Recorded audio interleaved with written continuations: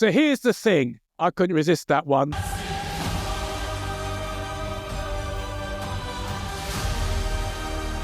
What's working for me? Initial overall reactions to visuals. I think that they were solid. I love the fact that it feels very much like the retro 60s. When I look back at the 60s run, Stan Lee and Jack Kirby, which is my kind of favourite run, it's the most goofiest and that old 1967 cartoon. But I love the fact that it was like the 60s, but with a little bit of futuristic kind of outlandish flair. So you'd go into the Baxter building and Reed was inventing some massive, crazy machines that Ben would be lifting up, all because he was the heavy of the group, and lifting up all these big machinery and stuff like that. I love the fact that it looks like you're going to go for that, where it's 60s New York, but with some embellishments, some buildings that weren't there that are a bit more high-tech, a little bit like Tomorrowland at Disney. So I always felt, I remember when Peyton Reed, who went on to make the Ant-Man movies, he pitched an idea and it got leaked to script that he wanted to take it to the 60s. He imagined a homage to the Beatles' Hard Day's Night, but with a Fantastic Four, because they're celebrities in the period of the 60s. I thought that could have been really cool. And I was actually sorry for him that he never got to make that movie, but at least he gets to sit in the cinema and see that movie now, because there's even a homage to the Beatles in the teaser. If you know, you know. So looking at this, my initial thoughts are excitement that they've got the tone, they've nailed the characterization, they've nailed the setting, which makes it, for me, it's a bit like with Captain America. They made a wise decision in the first Avenger by setting it in World War II, because obviously that's the origin story. But one of the things they did was the USO, you know, the recruitment, the Star Spangled Man. By having him in that ridiculous version of comic book accurate costume, it established both the tone and the type of character. So when they then transplanted him into modern day MCU, the character seemed less ridiculous, because the idea of a Captain America, very jingoistic, very much a super patriot in a very cynical postmodern age in which the films came out, he's a throwback man out of time character. So a bit like in the comics when he was frozen out in the 60s from the 40s, it's even a bigger jump being thawed out in the 2000s. I think that approach is going to be what they're doing here with the Fantastic Four, that you set them up because they're potentially goofy, ridiculous characters in the modern sensibilities. You set them up in their own context, the goofy kind of retro 60s world. So when you then bring them into the modern MCU, it's like the sales thing, know them, like them, trust them. You've already overlooked their silliness because you've seen it in context, and now you just embrace them for who they are, rather than be like, they're a bit weird, they're a bit strange, that's a little bit goofy, a bit cheesy. To say I've been looking forward to this is an absolute understatement. I don't want to say I'm a big Fantastic Four fan in the sense of I'm not like a coy on the Real Reject, someone like that who has an encyclopedic knowledge of the property, but growing up, my favourite comic book characters were pretty much outside of, Superman and Spider-Man, in terms of teams with the X-Men and the Fantastic Four, with the Fantastic Four just eking out a little bit ahead of Marvel's mutants. So my earliest memories are the iconography of Stretchy Reed, Fiery Johnny, Invisible Sue, and Clobbering Time Orange Rock Man, The Thing. I have so many childhood memories, and even through my teenhood, I remember following religiously the development of the first Fantastic Four movie. Yes, the first one never saw the light of day, but you can see it on fan circles. The Roger Corman produced the Fantastic Four movie that was made pretty much to keep the rights and sort of business shenanigans, that was done in 1994. Very low budget, super low budget. Bit cringy looking back now, but at the time I was excited. I got my copy of Film Threat magazine and I plastered the images from that magazine everywhere. I was so excited. Then I was so gutted when it never saw the light of day. Fast forward to 2005 and the Tim Story movies, and I got to interview him. Nice guy. I like the Barbershop movie, but he was limited to what he could do at the time, because remember, it was with Fox. And I think Fox had already messed up the X-Men with The Last Stand by then, and they didn't really know what they were doing, Tom Rothman. So they couldn't quite decide what tone the Fantastic Four movie would be. But anyway, then you fast forward again another 10 years to the FANT4STIC, which was off the back, Josh Trank off the back of Chronicle's success. Completely wrong director, wrong creative vision. Tried to do this David Cronenberg body horror thing. Yeah, like you look at the pages of the Fantastic Four and say, let's do a dark, gritty body horror like The Fly, but with these characters. Completely messed it up, in my opinion. And the box office and the critical reviews, I think, agree with me. So everyone was saying the Fantastic Four had played out. They're goofy. No one cared about them. The comic sales are slumped. They're from a bygone era. But I was like, oh no. All they need is to come home to their family. It's all about family. To the MCU, which was exciting. Look what they did with Iron Man. Captain America. Hulk, yeah, he's always been popular. But Iron Man and Cap were not great level characters of the Marvel Pantheon in the mainstream culture. I never grew up thinking, yeah, I want to see an Iron Man and Captain America movie, but I did want to see an X-Men movie, and we got that. Mixed bag, some really great hits, but Fantastic Four never had a great run until maybe now. Now the family is back together. Marvel is back. Obviously, RIP 20th Century Fox, they had to kind of get lost and get bought by the mouse. And now there's a monopoly of Disney over many, many franchises, but silver linings, we're going to get a Silver Age classic Fantastic Four movie, I believe, looking at this trailer head-to-head with Superman, similarly going for a more classic vibe as well. So, I think that was a hurdle they had to, an obstacle they had to jump over.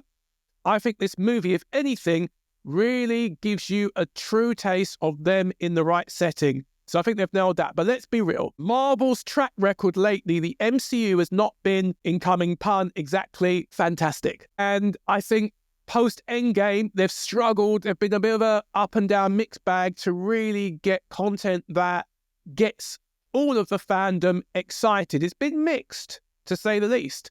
And then they go and cast Pedro Pascal as Reed Richards. Now, I did a video that you can see on this channel where it may look like it was a little bit baity maybe, because obviously I'm a gentleman of colour. I'm black. And I was like, is this race changing? I'm an old school geek in the sense of I like my classic IP, my comics, my cartoons, to be faithful to the source material. Sue me. I watch guys on YouTube, particularly John Campy. I've been following him for years and I think he's great what he does and I agree with him most of the time. But where I disagree with him is he has this thing that just tell a good movie. Yeah, it's not that I don't want a good movie and great actors and the great choices, but I also want something that resembles what I liked. Because why make a movie from a comic book if you're going to change everything? Some tweaks here and there, fine. But things like the background, and for example, the Black Johnny Storm in FANT4STIC, you had to go so many leaps and barrels to sort of have him and Sue be siblings when you could have just had them either both black or both white. My preference for the latter, because again, I'm a purist. They didn't make sense. It was a distraction. And I'm like, there's so many characters of colour, black characters that you could have gone with. Storm, Bishop, but I digress. Let me stay on track. Pedro Pascal, I think, is a bit of a compromise. If there was an edict from Kevin Feige that you had to have some diversity in the team, because obviously Pascal is Hispanic in his background, then I'm cool with that, because it's not like he's playing someone of a different background. He looks like close enough to me for Reed for it not to be a distraction and for it to be in the 60s setting, the Fantastic Four that is classic and I grew up with. And he's a great actor. Is he oversaturated? Basically been in everything. He's a Mandalorian, he's The Last of Us, he's Oberyn Martell. He was even in DC in the Wonder Woman movie. Maybe, but I think you need a name to go up against people like RDJ, because literally the Fantastic Four are very important characters moving forward for the MCU. So you need a lead that probably can go head to toe and can get an audience, bums in seats, to see the movie. Does he have the right energy, being nerdy, obsessed, borderline mad scientist? Well, which Reed are we talking about? There've been many Reeds over the years. We see the egghead, kind of more geeky looking Reed of the recent comic run. But then if you go to the Jack Kirby Stan Lee Reed, he's more dashing with a slightly curlier hair and more classic hero, square-jawed lead. Even though he has a genius IQ, he didn't come across as someone who would get bullied in school and pushed around, except for from Victor Von Doom, which is why Ben was his like tough as nails wingman. Anyway, is it going to be a great movie? I hope so, but let's break it down and get into it. So, is it faithful is the question. Straight away, I'd say it looks it so far. You can see the 60s retro-futuristic aesthetic like I was talking about, with the city skyline. The color scheme looks very bright colored saturation. Thank you, cinematographers. Moving away from the normal standard Marvel movie look, it feels like Jack Kirby. And I'm always saying that, why don't you go full Kirby? He was a visionary with the way he did his splash pages and the tone and the energy. Why don't emulate that on screen? Because it'd be a winner. I think the way that Kirby designed the characters in the initial run, the way the Thing has been drawn in many different ways. I think for me, the best depictions of the Thing have been Jack Kirby and John Byrne. I think Byrne made him slightly bigger and broader, which is why I think some people are confused because they're like, well, the Thing looks too small. Not if you know the source material. And some people are complaining about the Thing saying, oh, he looks fake. Sorry, how many orange made of rocks men do you come into in your daily life up and down on the street? Not many? No? 1, 2, 0? Yeah, I thought as much. He looks like the Thing. Comic accurate. Now, if you are of the position where you don't like things to be comic accurate, you want them to be a bit more realistic, I still don't know how you have an orange guy made of rocks look real and accept it. You either roll with it or you don't. This is a win for the Fantastic Four that you've got a faithful depiction in terms of the visuals. I love the fact that it's a Johnny with a blonde hair. We've not had a blonde Johnny in the theatrical release yet. You had the Corman one that was blonde, but that never saw the light of day.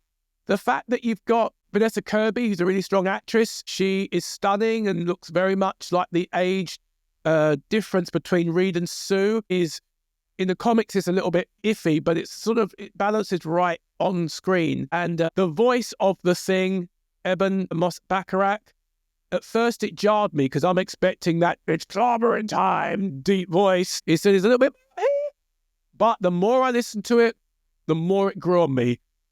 Could I have it maybe modulate it deeper just a tiny bit? But I like the fact that it sounds like a person, because even in the 60s cartoon, which was probably the first time you heard the Thing, rather outside of your own imagination, he had a gruff voice, but it was human. It wasn't all rock gravelly sounded. It wasn't a special effect. It was very New York, Bronx, but deeper.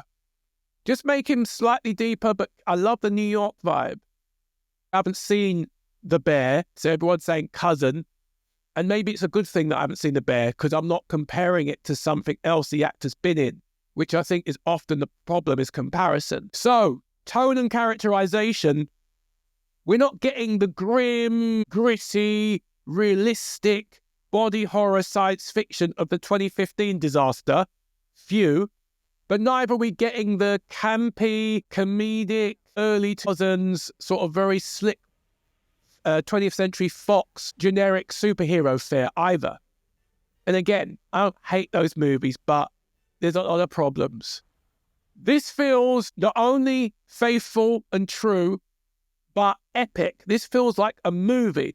One of the things about those Fox movies, it did feel a little bit like TV. And it didn't help that you got actors like Michael Chiklis from The Shield and people that had Jessica Alba that had been known on TV. And it felt very much like Fox, that they were following a kind of almost like a pre-CW type of cheap look of sheen to the content, digital and kind of polished and brightly coloured, where this movie looks very cinematic. It helps that it's obviously a bit of a period piece. So the cinematography, they're going for something that feels quite close to that genre, that time period. And I think that's what the Fantastic Four deserves. So tonally, it's going for that whole, the space race in the 60s, and not just the aesthetic of the 60s, but that whole optimism and that innocence. I love the innocence of this, and more of that a little bit later. I love the fact that it's about heroism, it's about exploration, it's about family.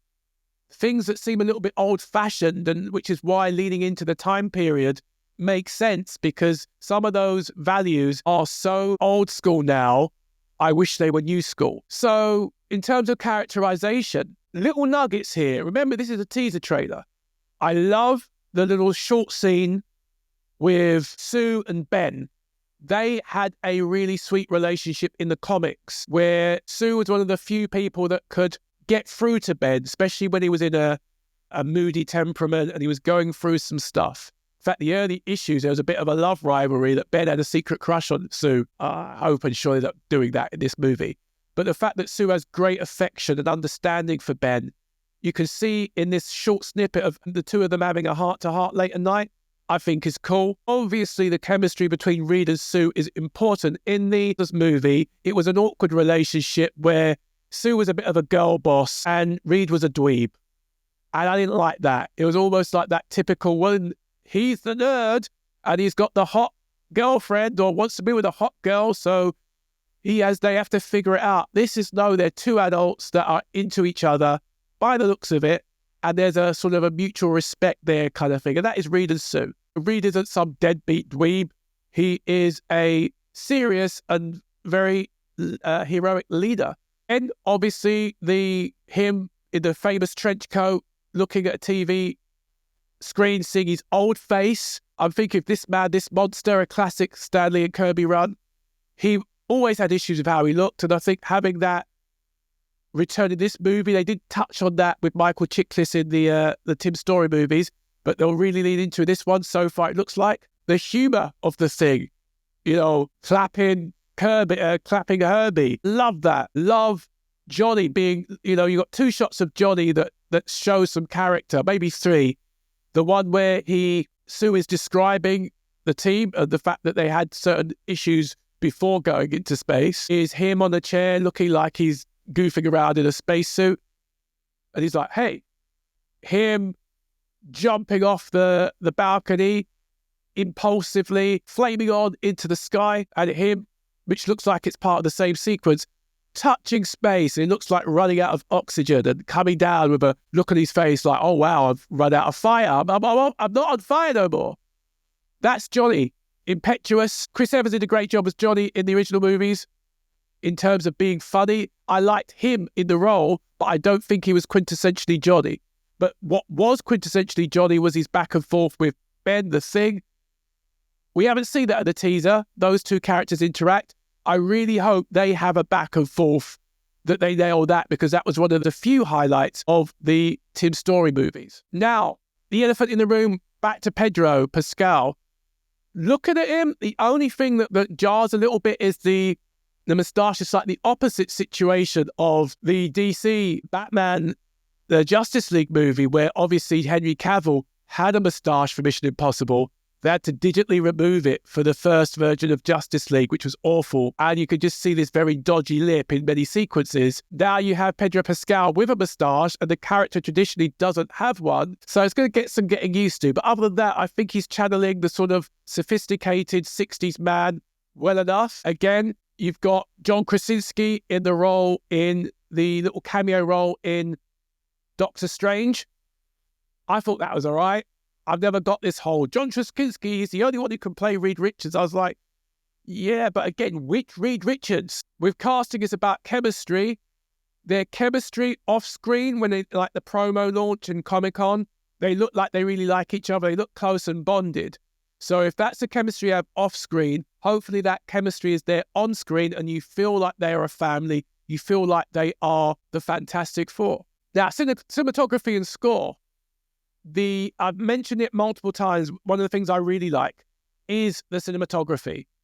It's giving the opposite of the sort of flat, weightless, super digital look that Marvel has become known for. These colors pop. The grain, the angles. It's a bit like what Matt Shakman did with WandaVision, being able to capture the look of a period. It looks like he's doing that here. It doesn't look like it's just all green screen. It looks like there's a lot of practical sets. And I love me a period movie. The score, Michael Giacchino. And he had to, because he did the score for The Incredibles, which was great. The Incredibles was always a knockoff of the Fantastic Four. We let it slide because it was a good movie. But I'm like, there's no way that you could not do a better job of the source material, which you made a knockoff movie from, and then do the Fantastic Four dirty. I think what Giacchino has done, and I think it was a smart move releasing it at Comic-Con, the score, Fantastic Four, that rhymed, is I'm digging it. It feels retro, it feels epic. You can feel the space adventure, space race vibe to it, almost like euphemic, bombastic, and I feel really excited when I hear it. I feel like I could even picture looking through old comics with that playing on the background. And of course, he's a genius anyway as a film composer. The lighting, the shot framing, the visual effects look synchronized with it. It doesn't look like the effects stand out. The Thing initially was a bit jarring, literally The Thing, Ben Grimm, when you first saw him, because clearly he's a visual effects shot. But the more you watch it, and that's the thing when it comes to teasers and trailers, when you watch something for the first time that you're really looking to see, you're looking to see what's next, and you're very critical because it's like your first initial impact. But after a while, you get used to it. Everyone, I'm sure, who's looking for a Fantastic Four movie, one of the things you're going to be looking for is The Thing. What's he look like? What's he going to sound like? How's he going to move? And from the moment you know it's not a guy in a latex costume, CG, with anything that's a CG character, people are going, I remember when they showed the Hulk for the first time in 2008. People are like, oh, it looks fake. The effect kept on getting better, where now nobody has a conversation about the Hulk anymore in terms of the special effects, where before it was a big deal. And if you can get the Hulk right, this is a far more sophisticated starting point for a CGI character than the Incredible Hulk was back in 2008, even in the Avengers in 2012. So I think people are just nitpicking for nitpicking's sake. One of the big things for me with this teaser is all about the contrast. One of the things I love, I'm a Christian, I'm quite candid about that, so my sensibilities might be different from the average fan. The average first people within geek culture really like principles and values and morals. And one of the things I look in superhero material is heroism and the sense of, call me old school, call me old fashioned, but like saving the day. Now, if you compare this to things like Deadpool 3, I understand why people like Deadpool. I saw it. I love Hugh Jackman. Ryan Reynolds is funny and he's great for what the character is. I was giddy seeing Wolverine, the different variants of Wolverine, and Wolverine doing what he's the best he is at what he does. But I struggled with that movie because I don't like the vulgarity. Sorry. I'm a classy guy.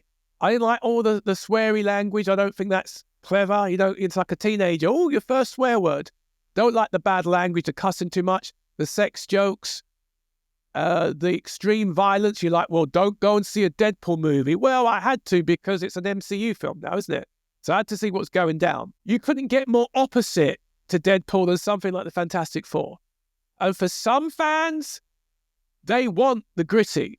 They want the foul mouth. They want the violent. They want the modern, it's so cool. And I get it because I'm old enough to remember when Wolverine really took off in the late 80s, early 90s. So the idea of something like a Fantastic Four seen as cheesy. And I'm like, I think the X-Men 97 recent animation, the reboot, fantastic. Fantastic. That wasn't a pun intended.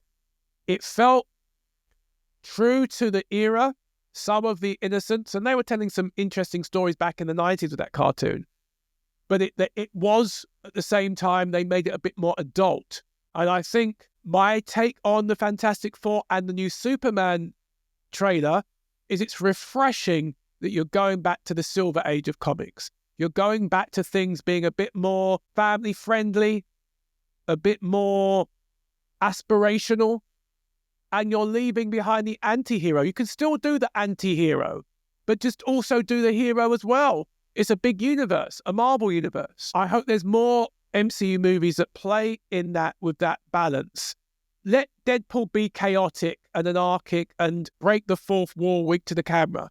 But there's room for a Fantastic Four being grand, wanting to explore space, wanting to think of the heady things. It reminds me a little bit of Star Trek in the sense of it's looking for the beyond and being aspirational. We can have both, which leads me to the whole innocence versus cynicism argument. Again, with the Silver Age spirit, it's so cool that it seems that Marvel is leaning into the innocence and the heroism of the time, where things were a little bit more simplistic.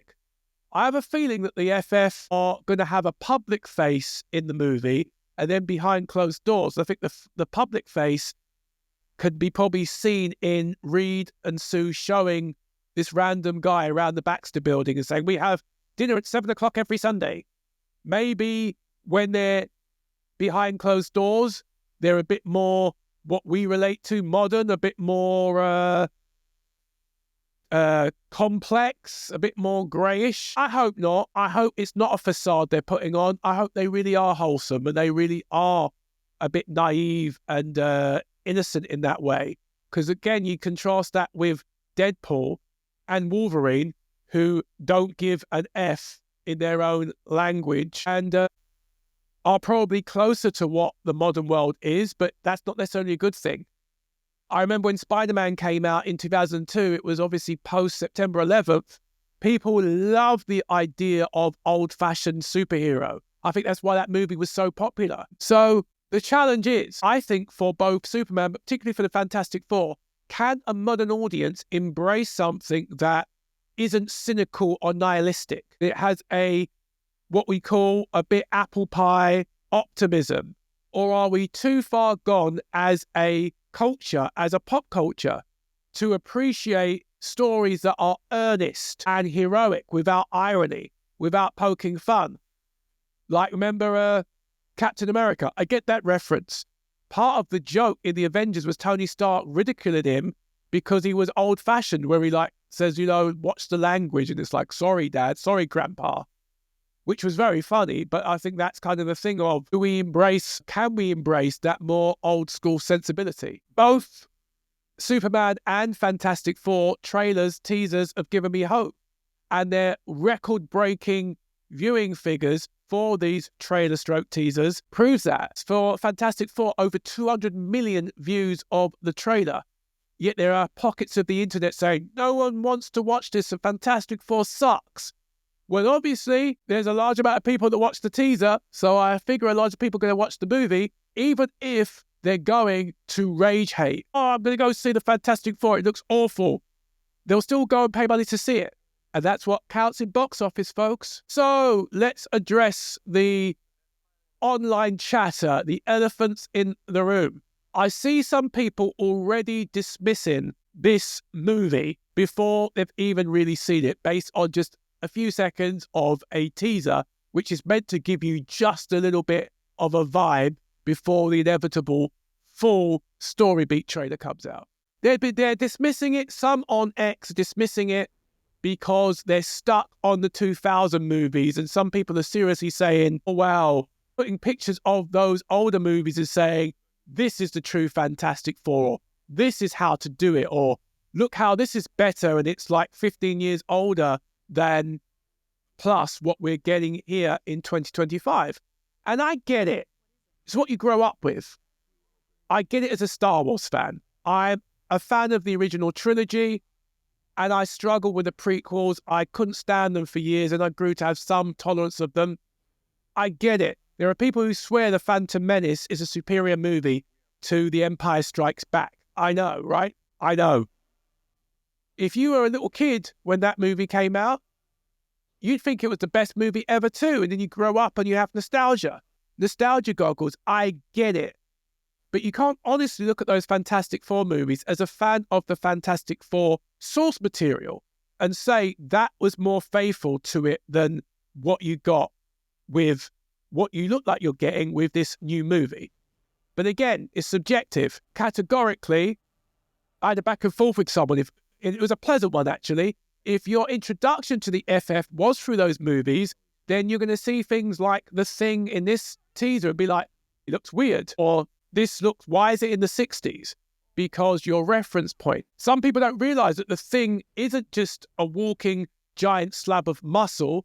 Those who are more familiar with the recent comics and cartoons might see him as a Hulk-sized character. And we've already established he was smaller in the original comics. But the main thing about the Thing, here's the thing, is that he's a tragic character. He's all about heart. He's a guy who would run into the fray for his friends. He'd run into the line of fire to protect everyone. There's issues in the comics where he becomes normal again, but in order to save the other three, he has to have the strength of the Thing, so he goes back to be the Thing. They even touched on that in the 2005 movie, actually. Towards the end, there was a scene like that. So, what am I saying? There's a depth to these characters that, thankfully, is being mined by Matt Shackman, who is a fan of the source material too. And you can focus on the surface things, or the CGI might look a bit off for the Thing, or I don't like his higher voice. But really, what nailed it for me was his interaction with Herbie. The whole put a little bit of garlic in it, sparing his feelings and clapping. It reminds me of those old comics. The other thing about Fantastic Four is they're not supposed to be edgy, angsty, badass characters. They are explorers who had an accident and now they're heroes.